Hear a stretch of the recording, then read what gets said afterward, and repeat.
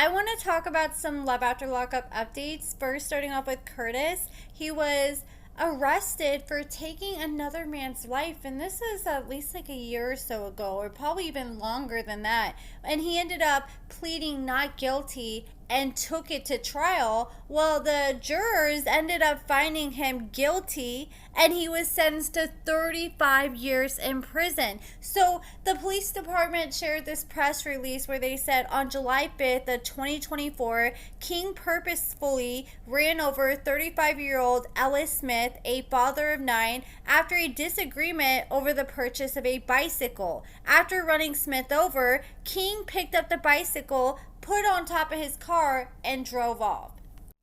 This bike was more important than helping the man who was dying, Ada Darren De La Cruz told the jury while displaying the bike in court. And I think this is what Kurtis needs, because he's been in prison plenty of times, and obviously none of those times were enough to wake him up, and then he literally took another man's life. And now I want to talk about Mandy and Maurice. So neither one of them are working right now, and Mandy started this GoFundMe, and she's changed the reasons for why she's trying to raise money multiple times. First, she said she was raising money so she could get a new wheelchair for Maurice, and then she came out and said she wanted to raise money so she could get their car like all set up to where he could drive it, which that's like expensive. I think she was saying it was like $5,000 just to do that.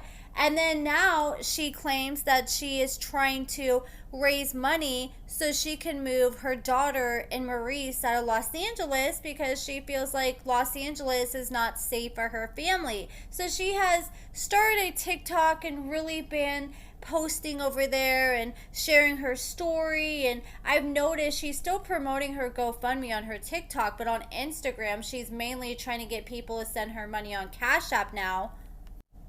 After Maurice was paralyzed, I made a video talking about like the statistics and the chances of him being able to walk again or just have partial mobility. And she did say that originally they thought he was never going to be able to walk again, but he's been doing so good with his physical therapy that she thinks that, well, the doctors believe that in the next 3 to 5 years he may be able to walk again. So that's what they're hoping for.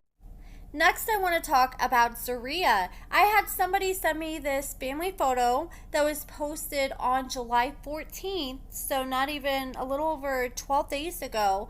And when they posted this picture, you can clearly see that Zeruiah is very much pregnant. And yes, I know they have the NDA, so she can't really talk on her pregnancy, but for a while people were confused because she announced she was pregnant in January, and then when Father's Day came around, people were like, Happy Father's Day, where's the new baby? And she's like, what new baby? And they said, we thought you were pregnant. She said, okay. And she said, that's why we asked. It was in the blogs. And she said, once again, okay. You know, if you have an NDA and you're trying not to like spoil your NDA, you would think she would just not say anything. Because a lot of comments she doesn't reply to, but she specifically responded to these comments, just confusing people even more. And someone was like, congratulations. Zeruiah said, on what? And someone said, your pregnancy. And she said, I have no idea what you're talking about. I have one kid biologically and a bonus daughter. That's it. So everyone was all thrown off by her responses to comments. And someone else said, where's the baby? And she's like, I don't know what baby you're talking about, boo. And someone shared this photo that Troy shared where he said that back in March, they finally knew the gender of the baby. He said, great Monday, y'all. We just found out what we're having. What y'all think? Let's see who got it right. And so after seeing her comments, I'm like, okay, maybe something happened to the baby and she doesn't want to open up about it yet. But she was clearly very pregnant in that picture the other day. And after I posted that picture of her pregnant, she posted this picture herself and she said, Amber, catch up. She originally posted it and said, Amber, catch up. And then I saw people in the comments like, who's Amber? And then I noticed when I did go to screenshot this picture that she had changed it and said, tell him to catch up. So I'm just so confused. Is she trying to say she had the baby? I don't know. You guys let me know what you guys think. Did she have the baby and this is her snapback body? That's how I'm interpreting it, but I can sometimes suck at interpreting stuff. So you guys let me know what you guys think she's trying to say. And Ashley, she's currently pregnant. She started dating this guy after Julius, and this is a guy that she actually dated back in 2023, and she said they broke up because she had a really bad drinking problem. Well, she got back with him after Julius, and when she was with him, she was constantly putting him on a pedestal. She was bragging about how he was sending her edible arrangements, getting her flowers, he was making dinner for her and her kids, and just really stepping up to the plate. She claimed that he paid her rent and her bills when she was in the hospital. He made sure that she never had to go without. He put money on her car when her car broke down. And then she posted the other day and she said, to be honest, I thought hard about even posting anything because y'all are mean. But I've decided to be single. I built such a perfect picture of this individual and honestly wish I never did, but oh well. I'm not going to say anything negative about him, but I will say it's just not my cup of tea. What I crave, he can't give me, and that's okay. I need stability and peace in my life, and that's something he simply can't provide. I wish him the best, and I hope he finds whatever it is he's looking for. I'm going to continue my healing journey that was rudely interrupted. Please don't ask questions or be mean. Just understand this is the best decision for me in my future. And for the baby, it's definitely the best decision. He's a great father, and just because we aren't together doesn't mean I won't allow him in his child's life. I deserve a healthy, peaceful pregnancy. And then she made another post and she said, you have a baby by every man you're with. Laugh out loud. Actually, no, that's not true. Ashton's father and I weren't together, and neither was me and Ashera daddies. I hope I said that right. But guess what? All my kids are 5 years apart. Wasn't back to back by multiple people. Not that it matters. And my baby girl that passed, I was with that man for 2 years. All my kids got their mama 100%. Ashton started school and I was at home with baby Ashera. Now Ashera and Ashton is going to school and I'll be home with baby Riot. If it's a boy, baby Riot. Their ages are perfect. They're so spoiled and so loved. They have amazing lives and it's only getting better. And then she shared that she's supposed to do this podcast with Lord Lucan tonight, but she said she's unable to because she's back in the hospital, and it seems like at least once a month she's being hospitalized. Now let's talk about Latisha. One of her victims, Colleen, shared this contact information for this woman who works for the IRS as a special agent, does criminal investigations. And she said, if you've been victimized by Latisha Griffin, please reach out to.